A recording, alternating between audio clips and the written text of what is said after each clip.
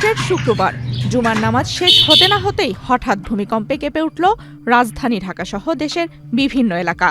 মাত্র কয়েক সেকেন্ডের সেই কম্পন যেন মুহূর্তেই ফিরিয়ে আনলো মানুষের মনে সেই পুরনো আতঙ্ক।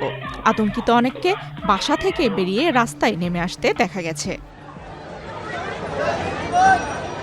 ২৭শে ফেব্রুয়ারি শুক্রবার বেলা ১টা ৫৪ এই ভূমিকম্পের উৎপত্তিস্থল সাতক্ষীরা জেলার আশাশুনি বলে জানিয়েছে আবহাওয়া অধিদপ্তর।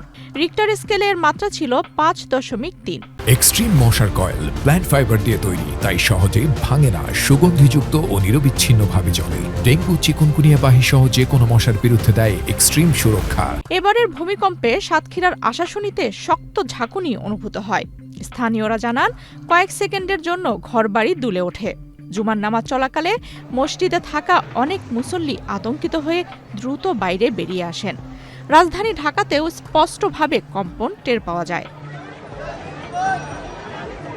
ঢাকা বিশ্ববিদ্যালয়ের ভূতত্ত্ব বিভাগের সাবেক অধ্যাপক হুমায়ুন আক্তার জানিয়েছেন, এই ভূমিকম্প পরপর ২ দফায় অনুভূত হয়। ভারতের আনন্দবাজার অনলাইনের খবরে বলা হয়েছে, ভারতের পশ্চিমবঙ্গের বিভিন্ন জেলাতেও কম্পন অনুভূত হয়েছে। সেখানে রিক্টার স্কেলে মাত্রা ছিল প্রায় ৫। অনেকেই প্রশ্ন করছেন, ভূমিকম্পের মাত্রা ৫.৩ হলেও এত তীব্র ঝাঁকুনি কেন হলো? এর একটা বড় কারণ হলো, ভূমিকম্পের এবারের উৎপত্তিস্থল ছিল মাত্র ৯.৮ কিলোমিটার গভীরে।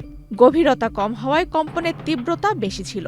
এদিকে ভয়াবহ ভূমিকম্পের কারণে সাতক্ষীরা ও খুলনা শহরে বাসাবাড়ি থেকে মানুষ রাস্তায় নেমে আসেন। তারা আতঙ্কে ছোটাছুটি করতে শুরু করেন।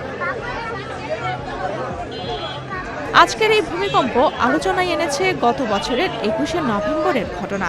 সেদিনও ছিল শুক্রবার। রাজধানী ঢাকার কাছে নরসিংদীর মাধবদীতে উৎপত্তি হওয়া শক্তিশালী ভূমিকম্পে কেঁপে উঠেছিল সারা দেশ। সেই কম্পনে অন্তত ১০ জনের মৃত্যু এবং ৫ শতাধিক মানুষ আহত হন।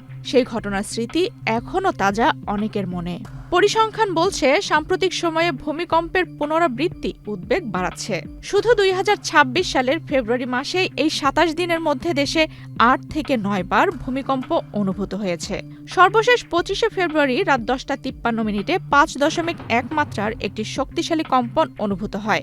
২৬শে ফেব্রুয়ারিতেও মৃদু কম্পন টের পাওয়া যায়। এর আগে ২০২৫ সালের ২১শে নভেম্বর ঢাকা ও আশপাশের এলাকায় ৫.৪ থেকে ৫.৭ মাত্রার একটি ভূমিকম্প আঘাত হানে। নভেম্বর ২০২৫ থেকে ফেব্রুয়ারি ২০২৬ এই কয়েক মাসে একাধিক মাঝারি থেকে শক্তিশালী কম্পন অনুভূত হয়েছে। বিশেষ করে সিলেট ও সুনামগঞ্জ অঞ্চলে ৪.১ থেকে ৫.১ মাত্রার ঘন ঘন কম্পন জনমনে ভয়ের কারণ হয়ে দাঁড়িয়েছে।